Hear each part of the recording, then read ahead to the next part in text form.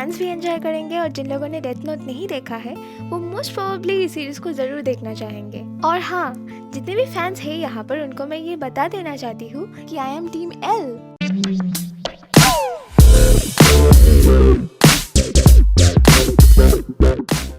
Death note एक ऐसी series है जिसने बहुतों को हार्डकोर एनिमे फैंस बनाया है। आप किसी भी जॉनर को लाइक करते हो, आपने कोई एनिमे देखा हो या ना हो, कोई फ़र्क नहीं पड़ता, क्योंकि डेथ नोट की मिस्ट्री और साइकोलॉजिकल इम्पैक्ट आप पर बहुत गहरा असर छोड़ती है। डेथ नोट की बैकग्राउंड स्टोरी रिलेटिवली सिंपल है। उस दुनिया में शिनिगामी यानी डेथ गॉड्स यानी जापानीज यमराजों की एक अलग दुनिया होती है और हर शिनिगामी के पास एक एक डेथ नोट होता है जिस पर वो किसी भी इंसान का नाम उसके चेहरे को याद करते हुए लिखकर उसे मार सकते हैं और उसकी रिमेनिंग लाइफ स्पैन यानी बची हुई जिंदगी अपने लिए ले सकते हैं और काइंड ऑफ इमॉर्टल बन सकते हैं। लेकिन दिक्कत ये होती है कि भले ही वो ऑलमोस्ट अमर है, लेकिन शिनिगामी वर्ल्ड बहुत ही बोरिंग और बेजान सी रहती है। तो उस बोरियत से तंग आकर एक शिनिगामी अपना डेथ नोट पृथ्वी पर गिरा देता है ताकि वो एक थ्रिलर मूवी को लाइव देख सके। और थ्रिलर से मेरा मतलब रेस 3 नहीं है, ओके। तो उस शिनिगामी का नाम होता है र्यूक, जो कि मेरे हिसाब से तो सीरीज का सबसे चंट हरामी ट्रॉल कैरेक्टर है। It's just as I thought. Humans are so interesting. फिर कोइंसिडेंटली वो डेथ नोट मिल जाता है लाइट यागामी को, जो कि एक अल्ट्रा जीनियस हाई स्कूलर होता है जो कि खुद पृथ्वी के मोनोटोनस लोगों से बोर हो चुका होता है और रोज हो रहे क्राइम से भी तंग आ चुका होता है। बेसिकली हर टीनेजर जो दुनिया को बदलना चाहता है इसे रिलेट कर सकता है। फिर क्या, लाइट क्रिमिनल्स को एक के बाद एक साफ कर रहा होता है और र्यूक उसके साथ रहकर कभी उसकी मदद तो कभी ड्रामे का मजा ले रहा होता है। और वैसे मैंने ये बताया कि नहीं कि र्यूक को एप्पल्स बहुत पसंद है, मतलब बंदे को कतई ही एडिक्शन सी है एप्पल की। और इनके पृथ्वी में भी इंटरनेट अपना काम बाखूबी से करती है। उस मिस्टीरियस क्रिमिनल किलर को कीरा नाम दे देती है। कीरा को आप किलर का जापानीज प्रोनाउंसिएशन कह सकते हैं, लेकिन ऑब्वियसली अचानक से सभी क्रिमिनल्स जेल और बाहर में हार्ट अटैक से मरने लगेंगे तो दुनिया को अजीब तो लगेगा।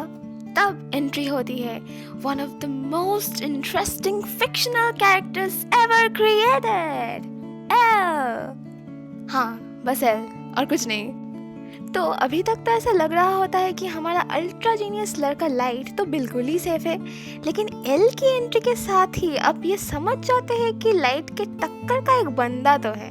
मतलब लाइट अगर सुपरमैन तो एल अपना गोकू, लाइट अगर थानोस तो एल अपना सैटामा, मतलब लाइट अगर ओके सॉरी मैं टॉपिक के जरा बाहर चली गई। एल एक वर्ल्ड फेमस डिटेक्टिव होता है जिसने काफ़ी केसेस सॉल्व किए होते हैं।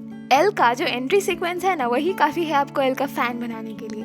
मैं खुद ही फैन हूं। I am Lind L. Taylor, otherwise known as L. और फिर स्टार्ट होता है one of the most psychologically challenging cat and mouse game ever between Kira and L. Series का मेन आइडियोलॉजी बहुत ही सिंपल है, जस्टिस यानी इंसाफ किसे कहते हैं। क्योंकि लाइट की नज़र से जो कीरा कर रहा होता है वो जस्टिस है, लेकिन सेम चीज़ एल के नज़र में एक क्राइम होता है, क्योंकि murder is murder. I am justice. एक और बात गौर करने वाली ये होती है कि लाइट या कीरा इनोसेंट लोगों को भी मारना शुरू कर देता है जो कि उसके God of the new world बनने के रास्ते में आते हैं। और तभी अब अपने आप को क्वेश्चन करना स्टार्ट कर देते हैं कि आखिर ट्रू जस्टिस है क्या।